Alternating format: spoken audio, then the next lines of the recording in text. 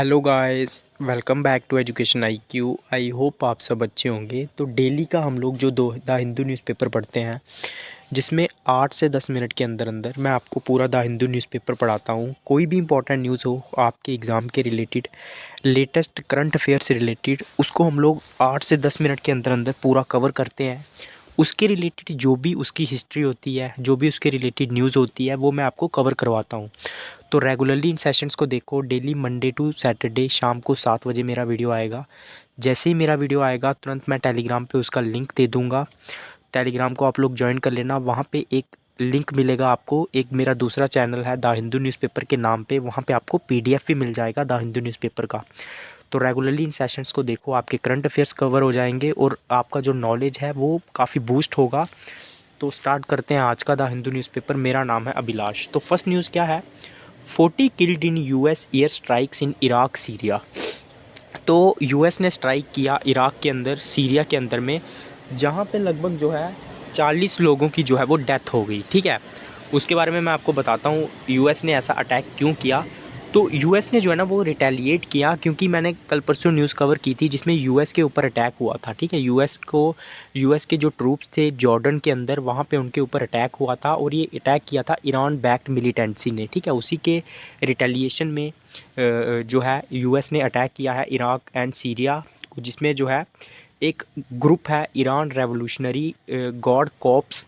तो इन्हीं के ऊपर जो है टारगेट किया है यूएस ने अपने रिटेलिएशन में, क्योंकि उनके ट्रूप्स के ऊपर जॉर्डन के अंदर में जो है वो अटैक हुआ था। जॉर्डन जो कंट्री है वो भी हमारे एशिया के अंदर में ही आती है। ठीक है, मिडल ईस्ट कंट्रीज़ इनको बोलते हैं। तो ये भी आपको पता होना चाहिए। नेक्स्ट न्यूज़ के ऊपर हम लोग चलेंगे जो भी इंपॉर्टेंट होगी आपके एग्ज़ाम के लिए। BJP veteran Advani to be awarded the Bharat Ratna. तो मोदी जी ने अनाउंस किया है कि जो लाल कृष्ण अडवाणी जी हैं उनको जो है भारत रत्न दिया जाएगा। तो भारत रत्न के बारे में मैं आपको बताऊंगा थोड़ा सा, इसकी हिस्ट्री क्या है। 1954 में इसकी शुरुआत हुई थी। ये इंडिया का हाईएस्ट सिविलियन अवार्ड है, मतलब सिविल में जो अवार्ड दिए जाते हैं उसमें ये हाईएस्ट सिविलियन अवार्ड है। तो पहले जो रेसिपिएंट्स थे, जिन पहले 3 लोगों को मिला था, उसमें पहले थे सी राजगोपालचार्य। इनको किस फील्ड में मिला था? इन्होंने जो हमारे जो वेपन होते हैं ना, कौन से वेपन, जो न्यूक्लियर वेपन होते हैं, इनको जो है इनकी रोक के लिए इन्होंने जो है वो बोला था कि न्यूक्लियर वेपन का इस्तेमाल हमें कम करना चाहिए। तो पीस को लेकर इनको जो है मिला था। उसके बाद दूसरे थे सर्वपल्ली राधाकृष्णन। उनको जो है अवार्ड मिला था फ़िलासफ़ी के ऊपर, वो फ़िलासफ़र थे तो उसके रिलेटेड उनको अवार्ड मिला था। और तीसरे थे सीवी रमन। सीवी रमन को जो है वो फ़िज़िक्स में मिला था। आपने सुना भी होगा, स्कैटरिंग होता है ना जो वाटर के अंदर में, ठीक है, ब्लू कलर होता है जो वाटर का, तो उसके रिलेटेड इनको मिला था। ठीक है, सीवी रमन को, उसको रमन इफ़ेक्ट भी बोलते हैं। ठीक है, तो ये था। उसके बाद इनको भी जो है अवार्ड दिया जाएगा, हाईएस्ट प्रेस्टिजियस अवार्ड। और इससे पहले भी इनको जो है अवार्ड मिल चुका है। पद्म जो विभूषण है, सेकंड हाईएस्ट सिविलियन अवार्ड, ये भी आपको याद रखना है, इनको मिला था 2015 में। ठीक है, बाकी नेक्स्ट न्यूज़ के ऊपर हम लोग चलेंगे। हाँ, वेस्ट बंगाल टू पे एमजी नरेगा वर्कर्स ममता। तो ममता जी ने बोला है कि वेस्ट बंगाल जो है वो एमजी नरेगा वर्कर्स को पे करेगी। तो लगभग 21 लाख एमजी नरेगा वर्कर्स को पे करेगी। न्यूज़ इसीलिए इंपॉर्टेंट है, एमजी नरेगा स्कीम के बारे में आपको पता होना चाहिए। एमजी नरेगा जो स्कीम है 2005 में ये एक्ट पास हुआ था, Mahatma Gandhi national rural employment scheme. 2006 से जो है ये स्कीम स्टार्ट हुई थी। तो इसका पर्पस क्या है? ये 100 डेज़ की एम्प्लॉयमेंट, गारंटी एम्प्लॉयमेंट देती है। जो भी रूरल एरियाज़ की फैमिलीज़ होती है उनको 100 दिन का रोज़गार दिया जाता है। ठीक है, तो ये काफ़ी इंपॉर्टेंट है, आपको याद रखना है। 2005 में एक्ट पास हुआ था और 2006 फरवरी में ये जो है वो स्कीम स्टार्ट हुई थी। तो बहुत सारी फैमिलीज़ को इसको लेकर जो है वो फ़ायदा हुआ है और बहुत सारे इश्यूज़ भी जो है इसको लेके चलते रहते हैं। नेक्स्ट न्यूज़ के ऊपर चलेंगे। ED complaint against Kejriwal in excise case, police serve notice over poaching allegations. तो केजरीवाल के ऊपर भी पता है, केजरीवाल के पीछे भी ईडी पड़ा हुआ है। हेमंत सोरेन जो कि अरेस्ट हुए हैं उनके पीछे भी ईडी पड़ा हुआ है। तो ईडी के बारे में आपको पूछ सकते हैं। इन्फोर्समेंट डायरेक्टरेट ये है क्या, इसका काम क्या रहता है? तो इसकी शुरुआत हुई थी 1956 में, इसकी शुरुआत हुई थी। मिनिस्ट्री ऑफ फाइनेंस रेवेन्यू के अंदर में ये आता है। इसका काम क्या है ये भी आपको पता होना चाहिए। इसका काम है ये जो भी मनी लॉन्ड्रिंग वगैरह के केसेस होते हैं, करप्शन के केसेस होते हैं, फॉरेन एक्सचेंज रिजर्व को लेके जो भी केसेस होते हैं उनको ये हैंडल करता है। तो 1956 में इसकी जो है वो शुरुआत हुई थी, ये भी आपको पता होना चाहिए। और ministry of revenue finance ministry के अंदर में ये आता है, ठीक है। Department of revenue ministry of finance के अंडर में ये आता है और मनी लॉन्ड्रिंग के जो भी स्कैम होते हैं उनको ये देखता है, इसीलिए मैंने इस न्यूज़ को कवर किया।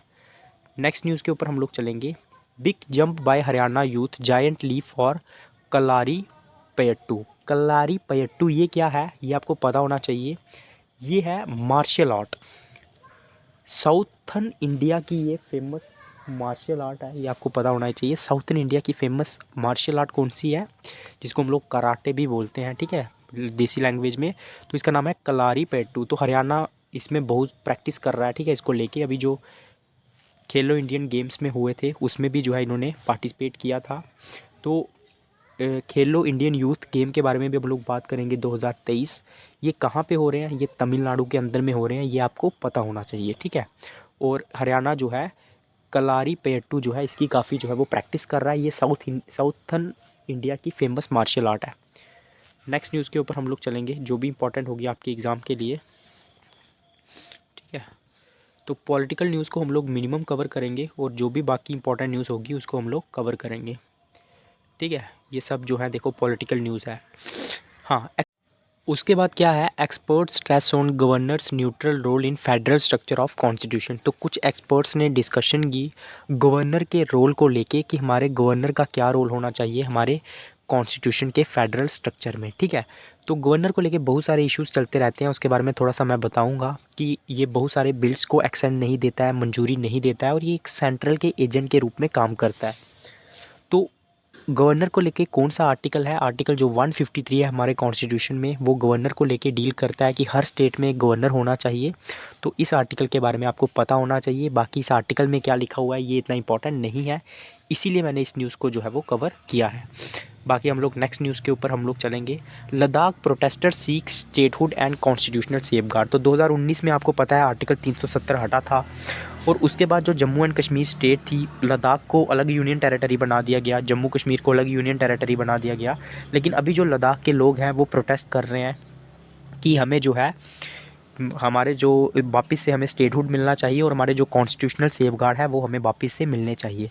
तो लद्दाख के बारे में मैं आपको थोड़ी सी जानकारी दे दूँ। ये मतलब यहाँ पे एक डेजर्ट भी पाया जाता है, थार डेजर्ट जो है वो काफ़ी कोल्ड डेजर्ट है, वो जहाँ पे लद्दाख के अंदर में जो है वो पाया जाता है। नेक्स्ट न्यूज़ के ऊपर हम लोग चलेंगे, बाकी से उसमें और कुछ ज़्यादा इंपॉर्टेंट नहीं है। हाँ, elephant captured in Kerala found dead on arrival at Bandipur tiger reserve. तो एक एलिफेंट जो था वो मर गया, बंदीपुर टाइगर रिजर्व में उसको लाया जा रहा था। इंपॉर्टेंट क्या है, बांदीपुर टाइगर रिजर्व कहाँ है, तो ये कहाँ पे है, केरल के अंदर में। आपको आने वाले एग्ज़ाम में पूछ सकते हैं। नेक्स्ट न्यूज़ के ऊपर हम लोग चलेंगे जो भी इंपॉर्टेंट होगी आपके एग्ज़ाम के लिए। Dusted polo slated for first time in Himachal प्रदेश।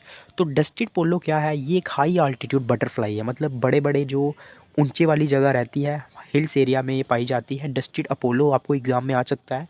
ये एक बटरफ्लाई की टाइप है। तो इसको कहाँ देखा गया, हिमाचल प्रदेश चंबल में जो है वो देखा गया।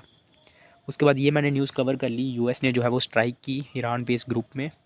उसके बाद नेक्स्ट न्यूज़ के ऊपर हम लोग चलेंगे जो भी इंपॉर्टेंट होगी आपके एग्ज़ाम के लिए। तो इसमें और कुछ इंपॉर्टेंट नहीं है, पूरा न्यूज़पेपर मैंने कवर कर लिया है। बाकी स्पोर्ट्स की न्यूज़ है, इंडिया और इंग्लैंड के बीच में जो टेस्ट मैच है वो चल रहा है, जायसवाल ने जो है वो शतक बनाया है। तो वीडियो अच्छा लगा होगा लाइक करना, कमेंट करना, ज़्यादा से ज़्यादा शेयर करना और टेलीग्राम को ज्वाइन कर लेना। जय हिंद।